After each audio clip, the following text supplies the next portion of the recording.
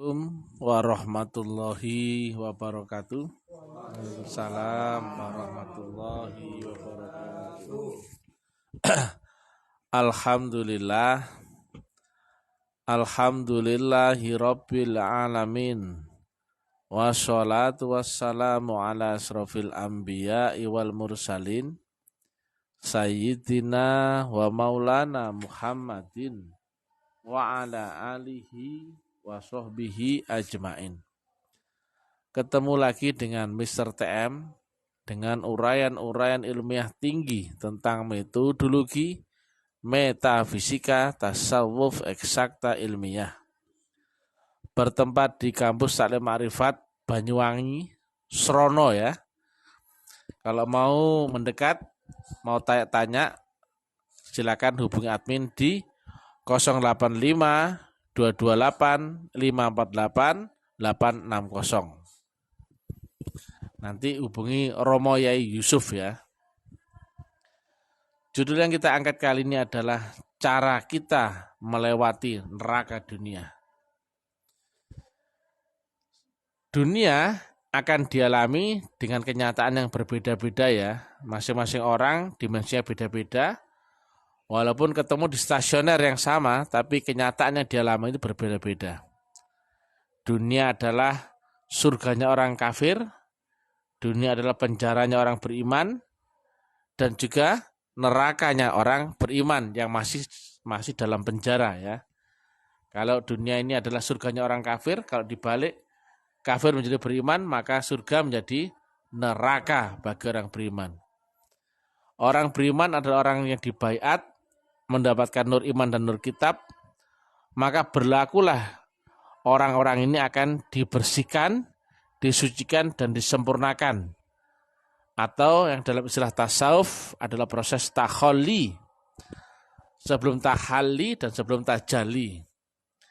Dibersihkan inilah proses neraka ya. Neraka yang akhirat tapi dialami saat dia di dunia. Karena di dunianya telah ketemu ilmu akhirat atau ilmu ruh ya. Tapi ini tidak dengan akal ya. Masuk ke alam ruh bukan dengan akal tapi dengan roh ya.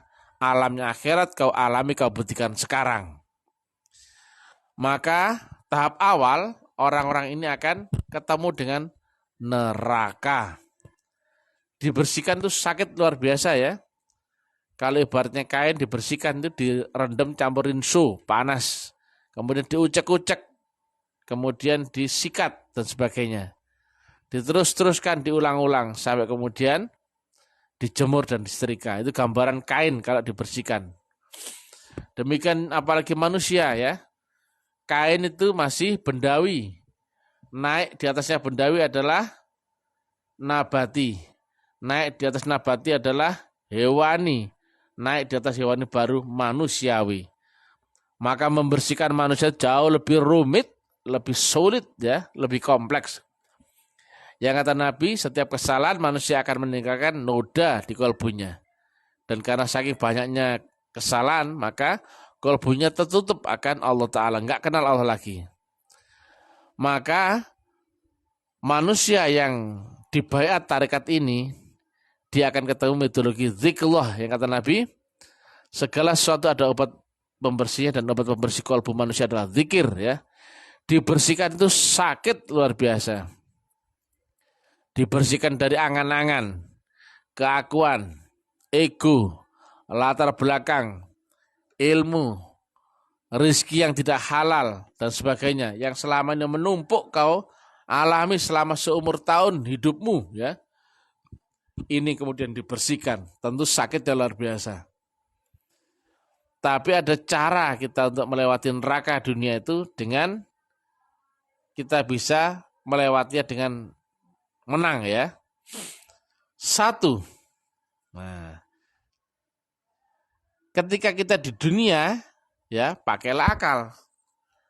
Tapi ketika kita lewati dunia dan masuk ke ilmu akhirat atau lewat metodologi tarekat, jangan pakai akalmu lagi. Karena akal itu yang menimbang baik, buruk, benar, salah, enak, gak enak, sakit ataupun bahagia dan sebagainya. Itu akal. maka selama akalmu belum kau hilangkan, kau masih akan melekat sifat-sifat yang baik, buruk, benar, salah tadi. Dua kutub yang saling bertolak belakang. Nah, memasuki dimensi akhirat dengan roh itu harus terbebas dari akal. Tidak lagi benar salah, baik buruk, halal haram. Selama kau masih dengan akal, masih terjadilah gesekan, pertentangan. Bagaimana jasmanimu di dunia, tapi rohmu harusnya naik dimensi ke akhirat. Ibarat ya, dulu kamu di dunia, alammu dunia, klop. Maka dunia adalah surga bagimu. Dulu. Begitu kau masuk akhirat, kau terizinkan masuk akhirat, tapi jasmanimu masih di dunia. Bagaimana kau awal hidup di dunia, kemudian dipaksa pindah alam. Sementara kau belum siap, maka wajib ada adaptasi. Ibarat ikan lele kemudian ditaruh di atas padang pasir, ya, seperti itu ya. Ya, kau dipindah alam ya, dari dunia naik ke dimensi akhirat, maka akan ada adaptasi yang sangat luar biasa. Ibarat ikan kemudian ditaruh di padang pasir, ya, seperti itu. Maka harus mau nggak mau kau harus lewati atau membunuh dirimu sendiri ya. Diri yang keakuan, diri yang punya ini, semua habiskan itu. Ujungnya adalah kau sampai tidak ada memakai akal lagi. Nah, waktu dibayat kamu sudah diberi alat yang berikutnya, bukan lagi akal ya. Akal pusat kontrolnya secara zahir di otak. Tapi kalau roh pusat kontrolnya secara zahir di kolbu atau hati sanubari. Jangan pakai akal lagi. Nah, baru kemudian sinergi. Jadi kau masuk alam di atas alam sadar dengan gelombang di atas sadar. Sama seperti akal per dunia sama dengan roh per akhirat. Ketemu kenyataan yang normal saja, baik-baik saja. Walaupun dianggap orang lain tidak normal, alammu beda. Jadi kalau kamu ya naik kendaraan ya, kalau naik bis kota, ketemulah undang-undang lampu merah, betul nggak? Perapatan ya berhenti. Tapi kalau kau naik pesawat, jangan pakai aturan undang-undang darat. Naik helikopter, kemudian naik undang-undang darat, berhenti waktu ada lampu merah. Nah, maka jatuhlah dirimu, betul nggak? Nah, ketika kau telah masuk dimensi akhirat, kau harus memakai undang-undang akhirat. Maka kau harus mendahulukan urusan akhirat ketimbang dunia. Itu wajib ya. Yang kata Nabi, ketika kau mendahulukan akhirat, mengejar akhirat, otomatis dunia yang ngikut. Tapi kalau kau berbalik mengejar dunia, akhirat pun bablas. Maka satu-satunya jalan, kau harus patuh kepada guru jasmanimu. Ya, patuh kepada guru jasmanimu. Ya, di balik guru jasmani ada guru rohani, tapi berlapis-lapis ya. Nah, jadi secara akal masuk ke akhirat dan dunia itu nggak masuk akal, betul nggak? Namanya dunia itu adalah alamnya akal. Ini bagaimana kita bisa mi'raj ya? Dari dunia naik ke akhirat itu harusnya tidak pakai akal. Tapi sudah dikasih alatnya kan? Nah, bukan kemudian identik dengan orang gila, bukan ya. Kita tidak pakai akal, tidak memakai akal, itu artinya kita memakai kolbu atau roh atau keterpimpinan Tuhan lewat kolbu, lewat nur yang ada di dalam diri rohanimu yang dibalik kolbu itu ya, dua jari di bawah susu kiri arah ke kiri. Maka jangan kaget ya, undang-undang alammu akan berbeda dengan undang-undang sekitar. Kau memasuki akhirat tapi alammu masih terlihat dunia. Nah, ini sama seperti kamu salah tempat ya. Dunia ini bukan tempatmu lagi. Jasmanimu yang memaksamu kamu masih di sini ya. Tapi alammu enggak alam dunia lagi. Maka ada dua adaptasi ya. Jasmanimu kena undang-undang syariat, betul nggak? Tapi rohanimu harus pakai undang-undang akhirat. Nah, jangan kemudian dua-duanya kau masuk ke dunia kembali, konslet ya. Atau juga dua-duanya kau paksakan masuk ke akhirat, sementara dunia masih ada hukum jasmani, ada hukum syariat ya. Bukan syariat agama loh ya. Jasmanimu undang-undangnya pakai apa? Syariat ya. Lalu rohanimu undang-undangnya pakai apa? Hakikat. Nah, itu dia ya. Yang tahu itu siapa? Kamu, orang lain nggak tahu, gitu gak? Karena kamu telah kafah jasmani rohani dunia dan akhirat menjadi alam paralel, alam yang berbarengan ya. Apakah kamu ada dua? Tidak. Apakah dirimu ada dua? Tidak ya. Apakah alam dimensimu ada dua? Tidak. Itu berdimensional ya. Alam badan kasarku, alam jasmani adalah dunia. Alam badan halusku adalah akhirat dengan rohku. Siapa yang tahu? Ya kamu. Jangan berkaca pada orang lain. Nah itu lagi ya. Ilmu syariat, ilmu melihat keluar dengan panca inderamu disebut makrokosmos ya. Tapi kalau ilmu akhirat itu nama ilmu hakikat. Kamu melihat siapa? Alam di balik dirimu sendiri. Ketika kau ketemu orang, dia marah, introspeksilah kepada dirimu. Jangan kemudian, itu loh kok marah padaku. Itu syariat. Harusnya kemudian ilmu hakikat adalah, Masya Allah, ini dosa-dosaku dahulu. Ampun ya Allah. Jika ini dari engkau, ini balasan dari amalku dahulu. Saya terima ya Allah, tapi mohon kuatkanlah saya. Itu ya. Tapi kalau ilmu syariat, gak bisa nih, kenapa kok saya diginikan? Lah itu ilmu syariat. Kau masih melihat keluar, protesmu gak akan selesai. Ya. Tapi kalau kau berhenti melihat orang lain, kesalahan orang lain, tapi kau berkaca pada kesalahanmu sendiri masa lalu yang tidak kau sadari dahulu, akan menghapus dosa-dosamu. Nah, dulu ya, semua kesalahanmu akan meninggalkan noda di kolbu, kata Nabi, betul gak? Saking banyak kesalahanmu sehingga kolbumu tertutup, sehingga gak kenal Allah lagi. Kesalahan dari luar membuat rusak ke dalam, betul gak? Tapi sekarang, zikirmu yang dari dalam akan mempengaruhi alam makrokosmos, alam di luar dirimu. Zikir itu akan memproses ya, mulai kolbumu, kemudian mikrokosmosmu dan makrokosmosmu. Itu dirubah itu. Nah sebetulnya neraka yang kau alami di dunia ini adalah proses kau merubah takdir ya. Karena karena apa? Beserta dengan gurumu ya. Ada takdir yang bisa dirubah, ada yang tidak, ada azali dan tidak, ada qadha dan qadar ya. Nah, sebetulnya kau berhadapan dengan siapa? Metafisikmu sendiri. Enggak mungkin kau tidak dekat api kemudian merasakan panas, betul ya? Kau dekat es pun merasakan dingin, betul enggak? Adanya seperti itu, bekas karena karmamu sendiri. Jangan melihat keluar. Segeralah mohon ampun, mohon dikuatkan. Ampun ya Allah, saya enggak kuat ini. Ini dosa-dosa dahulu, mohon kuatkan ya Allah. Dengan begitu, kesalahan yang lalu ambrol, brol. Tapi kalau kita berontak, kesalahan makin bertambah. Dengan apa? Ngeyel, protes, ngamuk, emosimu nggak bisa ketahan, betul nggak? Nah makanya itu ya. Jadi dari zikir itu akan membias ya, makin meluas ya. Dari zikirmu adalah tazkiyatun nafs kata Nabi ya, membersihkan kolbu. Kemudian meluas ya menjadi virtual alam mikrokosmos ya. Kemudian akan mempengaruhi alam makrokosmosmu. Karmamu akan dibayar tunai. Itu adalah neraka, tapi kau rasakan saat kau di sini di dunia. Saat ada guru rohanimu, ada juga guru jasmanimu. Itu luar biasa aja. Jadi manfaatkan selama masih ada gurumu. Siapa yang kenal jalan ini? Pasti gurumu, jangan kamu. Kamu belum pernah melewati. Kalau gurumu sudah hafal, depan ada tikungan belok kanan, merunduk, lompat sedikit, kemudian maju mindik-mindik, kemudian lompat. Nah, seperti itu. Ikuti saja arahan gurumu. Tapi jangan pakai kepala otak akalmu ya. Yang nama ilmu akal itu untuk dunia. Tapi yang nama ilmu akhirat, ilmu roh, jangan pakai akal, konslet. Tahan saja.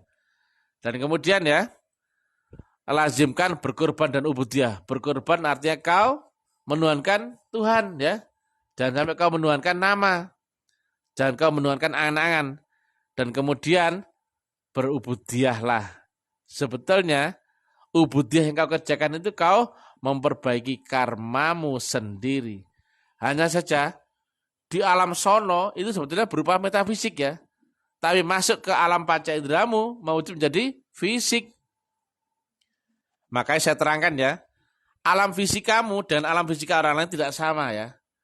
Orang lain yang belum baiat itu adalah fisika kali fisika sama dengan fisika.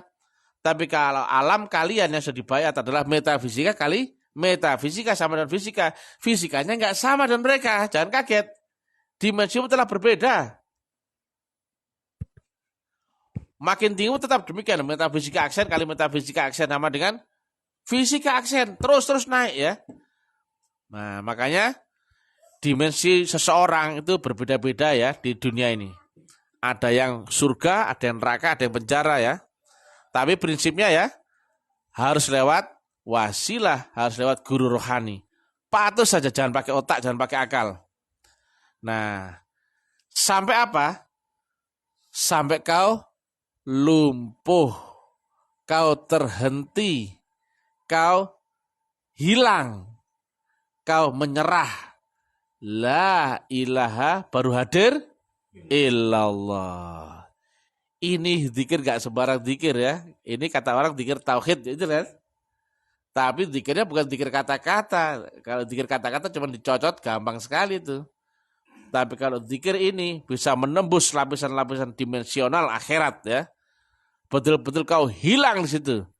Fana baru kemudian pokok bilahnya hadir ya. Kalau kau masih ada Tuhanmu nggak ada. Yang membuat sakit adalah keadaanmu itu diangkat, dibersihkan. Sakit itu. Sakit sekali. Rasanya seperti manusia hidup kemudian dikuliti saat dia masih hidup. Dikuliti rasanya. Sakitnya minta ampun. Nah gambaran Nabi ya tentang iman ini. Iman itu ibarat bara api ya. Kalau kau pegang panas luar biasa. Tapi kalau kau lepaskan akan mati imanmu. Tapi nggak ada pilihan jalan lain ya. Harus kau perjuangkan, kau pertahankan walaupun kau pegang panasnya luar biasa. Karena hanya itu jalan satu-satunya. Maka jangan kau hindari itu deritamu di dunia ini ya. Jalani saja. Dan berusahalah bahagia dengan dirimu sendiri. Jangan menyalahkan orang lain. Ya. Anggap aja nggak ada jalan, nggak ada pilihan lain. Selama masih ada pilihan lain, pasti kamu masih mau berontak. Ya enggak?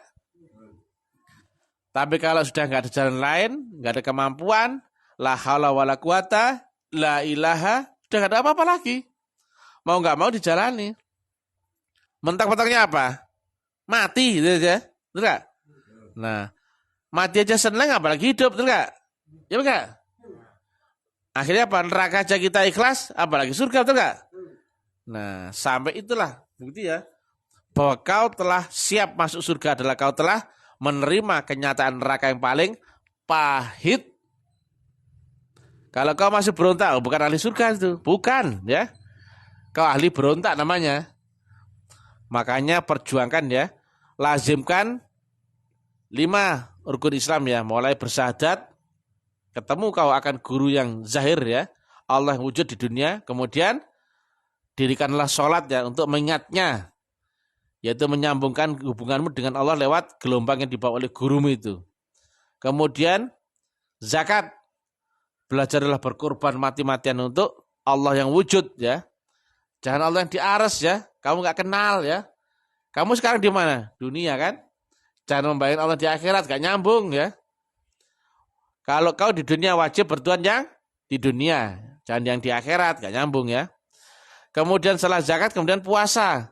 Kontrol diri, ya itu yang sekarang nih, ya. Itu sulitnya luar biasa. Kenapa kok begini, kenapa begini, ya? Saya bilang musuhmu itu adalah iblis. Iblis berupa gelombang, bukan yang wujud, bukan. Dia bukan wujud. Dia dimensi di atasnya malaikat Jibril, ya. Hanya satu tok yang di atasnya iblis, yaitu Rasulullah, ya. Sedangkan permanen itu adalah di balik Allah sendiri semua, ya. Jadi kalau kau belum berguru kepada Rasulullah dan yang di zaman sendiri, oh, mustahil kau menang lawan iblis. Menang gak mungkin ya. Jadi tetap ya berpegang kuat-kuat dengan gurumu. Jangan pernah lari dari pegangan. Itu yang kata Nabi, banyak orang terlempar keluar dari jalur Siratal Mustaqim. Padahal mereka sudah ketemu Siratal Mustaqim enggak? Sudah lewat, betul nggak? Tapi gagal di tengah jalan. Kemudian zaman Nabi apa? Ketika kau terjatuh dari Siratal Mustaqim masuk ke neraka. Harusnya kau lewat jalan itu. Nggak ada pilihan lain. Ada nggak jalan lain selain Siratal Mustaqim? Nggak ada ya. Kata Nabi terbuat dari apa kiasnya? Rambut dibelah 7. Kira-kira bisa dilalui manusia? Nggak mungkin ya. Maka jangan pakai akal ya. Pakailah keyakinanmu akan gurumu ya. Sami'na wa ata'na ya Rasulullah, sudah. Ya. Kalahkan logikamu. Tundukkan, tumbangkan ya. Aku hanya pasrah kepada Allah dan Rasulnya. Berarti berbakti kepada Allah yang wujud. Itu saja. Masih bersyukur ketemu Allah yang di dunia. Bersyukur sekali. Puluhan miliar orang pun belum tentu ketemu Allah yang wujud di dunia. Betul nggak?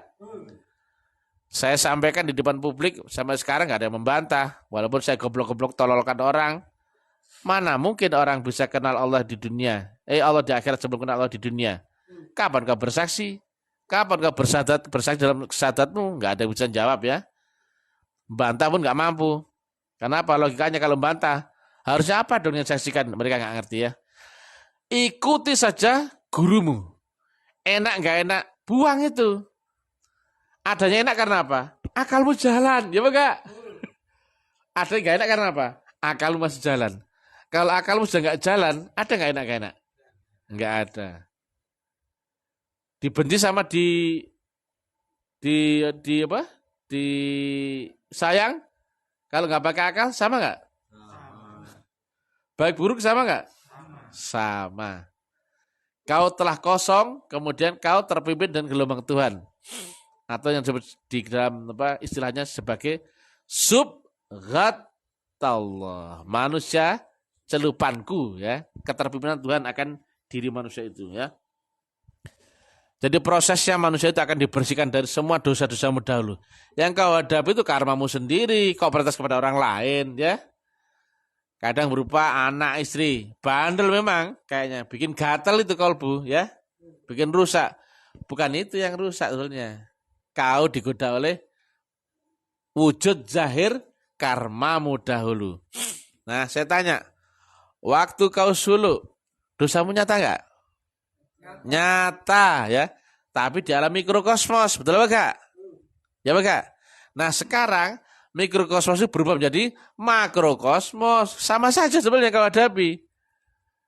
Nah, jadi nggak ada ya dosa kemudian gratiskan oleh Allah Ta'ala. Dapat apa? Pemutihan. Oh nggak ada. Istighfar cuma dicocot, betul nggak? Tapi dosa tetap membekas. Nah itu dia.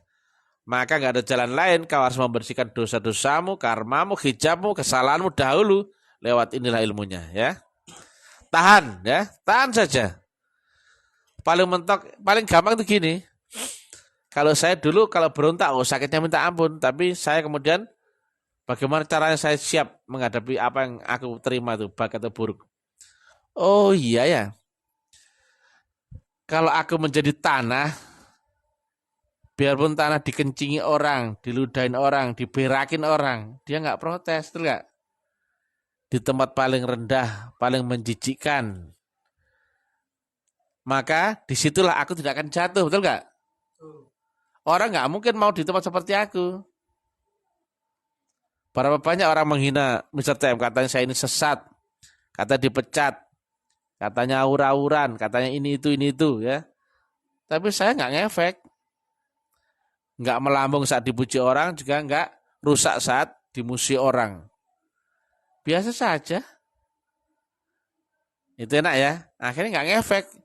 Tanggap semuanya nggak ada, cuman fata morgana. Jadi siapapun yang mengata-ngatai saya, tanggap nggak ada. Memang nggak ada. Jadi kalau sampai saatnya kita melewati batas limit penderitaan, maka penderitaan itu tidak ada lagi. Nah, jadi itu berarti kita belum sampai melewati batas limit ya. Nah, misalkan begini ya. Jadi kita akan merasakan sakit, itu sampai pada puncaknya sakit, betul nggak? Ketika telah melewati puncaknya sakit, maka semuanya adalah kegembiraan. Nah, kita belum sampai melewati batas limit puncaknya sakit, itu aja dulu. Sampai lewati ujungnya, baru kemudian ketemu kegembiraan, kebahagiaan. Prinsipnya sama ya. Orang nggak akan ketemu surga kalau belum melewati neraka. Nah, orang kan membayangkan nggak mau masuk neraka kemudian mengharap surga, oh nggak mungkin ya. Bersyukur kita ketemu neraka di dunia, sangat bersyukur. Nah, jika kau nggak ketemu neraka di dunia, begitu kau mati masuk neraka, oh berapi lagi, betul nggak? Nah, tapi kalau kau merasakan neraka di dunia dengan sadar, dengan menderita, tapi ada gurumu, bersyukur, itu yang kata Quran ya, baca ya. Orang beriman akan mengalami neraka dalam beberapa hari saja. Artinya apa? Ada masa umurnya. Setelah kau dibersihkan, taholli, kemudian masuk ke fase tahalli, kemudian tajalli. Gak usah khawatir. Allah gampang membalik nasib seorang ya. Apa susahnya? Kalau Allah mau, Allah ridho, begitu dilihatnya kau telah lulus, kau telah lewati ini, kau sudah layak dibalik begitu. Apa susahnya? Tapi ketika kau masih di dimensi yang sakit itu, sakitnya masih kau alami, lewat saja, nggak usah. Makanya saya sering bilang ya, jangan mengeluh, jangan alasan. Itu berarti kau masih berontak, belum jinak dirimu. Jadi hindari alasan dan mengeluh. Itu dua-duanya iblis itu. Hadapi saja dengan tenang saja ya. Itu ya. Jadi ubudiyalah ya, karena kata guru kita, suluk adalah problem solving ya. Demikian juga ubudiyah adalah merubah karma metafisikmu sebetulnya. Cuma di alam fisik, seperti kau di alam fisik seolah-olah nata bata, sapu-sapu ya kak, berkorban dengan bonsai. Itu bukan wujud semua itu. Di alam sono bukan itu. Di alam sono bukan itu. Ya. Masa di alam akhirat ada bata? Ada nggak bata di akhirat? Ya, kau kan masuk akhirat itu enggak? Tapi rasanya seperti dunia, ya. Nah, makanya kata Nabi, begitu kau mati, kau kan harusnya masuk akhirat, kan? Tapi kau ketemu apa? Kenyataan loh. Kenyataan dunia apa akhirat? Seperti dunia itu enggak? Kenyataan loh ya. Akalmu jalan, panca inderamu fungsi. Nah, padahal kau mati, kata Nabi.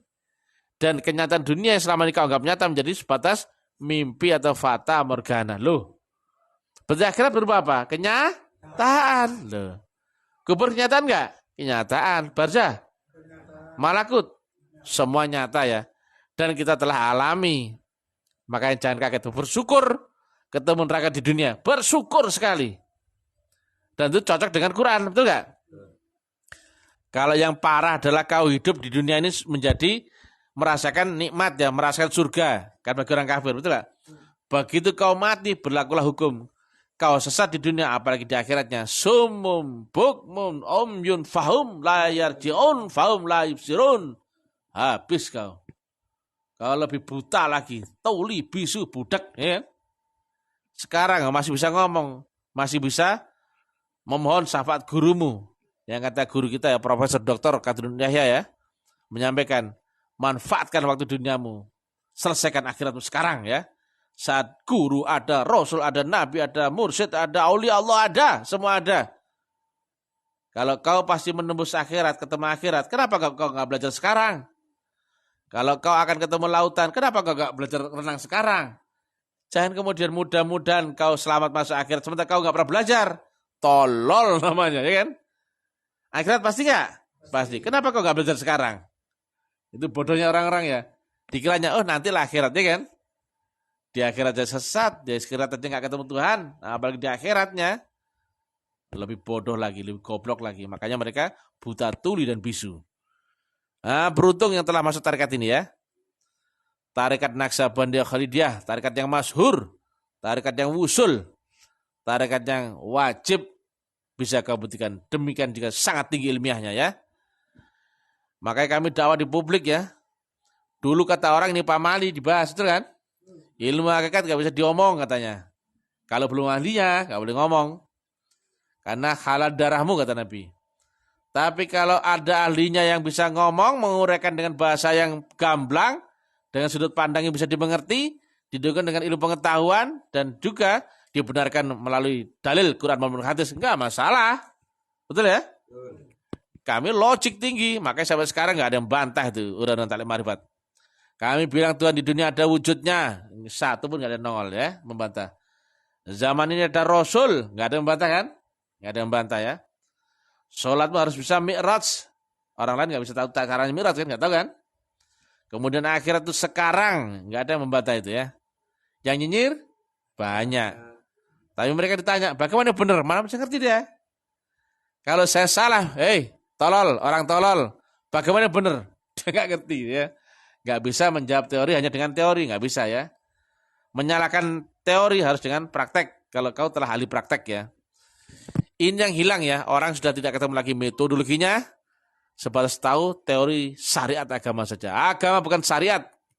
Agama adalah kapan kau bermula kenal Allah dan kapan kau telah beserta dengan Allah. Awaluddin ma'rifat, akhiruddin pun ma'rifat. Kau nggak akan beserta Allah sebelum bisa kenal dengan Allah, itu nggak? Kau nggak akan kenal Allah sebelum kau ketemu akan Allah Ta'ala. Bagaimana kau ketemu akan Allah? Sementara di dunia kamu nggak pernah ketemu, betul nggak? Maka pertemuanmu akan Allah harus terjadi di mana? Di dunia atau di akhirat? Di dunia. Clear nggak saat itu? Clear. Kau harus ketemu Allah yang di dunia. Ashhadu alla ilaha illallah wa ashhadu anna Muhammad Rasulullah. Kau di dunia wajib bertuhan yang di dunia ya.